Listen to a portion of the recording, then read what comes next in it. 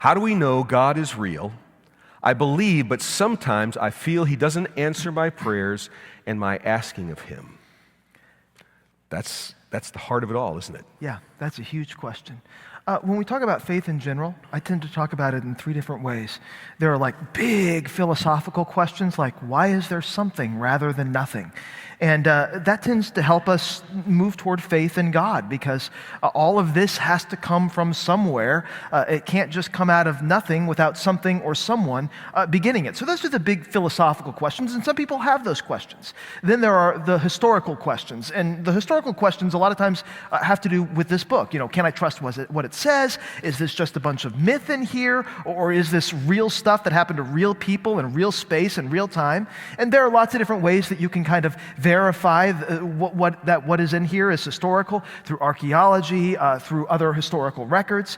But then there are the personal, or what I call the emotional questions. So we have the philosophical. That's really where lots of these questions come from, right? Yep. I keep praying to this God, and He doesn't seem to be listening. Is He even there? So here's the way that I look at answers to prayers from God. There are three answers, and you've probably heard this before, right? That God can give to prayer. One is yes, and everybody loves those answers. Another one is no, and sometimes we don't like those answers so much. And the other answer is wait. And sometimes we don't know if it's no or wait because we're still waiting to see if it's going to be a yes, and it feels like a no, but then it turns out to be a yes a little bit later. Here's the way that I tend to look at these things. If you believe in God, God answers every single one of our prayers exactly the way that we would answer them if we knew everything that God knows.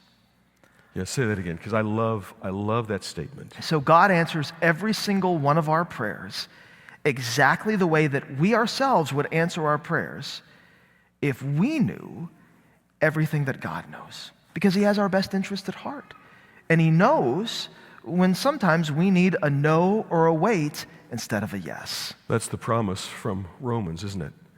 That God is working all things together for our good. That doesn't always feel like it. We can't always see it. We don't always understand it. And so that brings us to another part.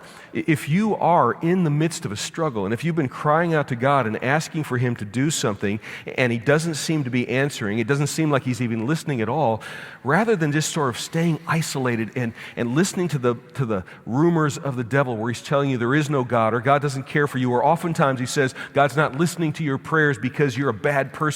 Don't listen to that nonsense. Seek spiritual help. Reach out and let us know, whether it's talking to a counselor or whether it's talking to a pastor, but seek the help that you need to walk through these struggles, because the devil would love to take these kinds of struggle points and turn them into a crisis of faith. Not just a crisis of relationship or family or child raising or whatever it might be, but turn it into a place where he can actually shake the foundation of your faith. And that's part of why we're here, is to help in those times of struggle and trial.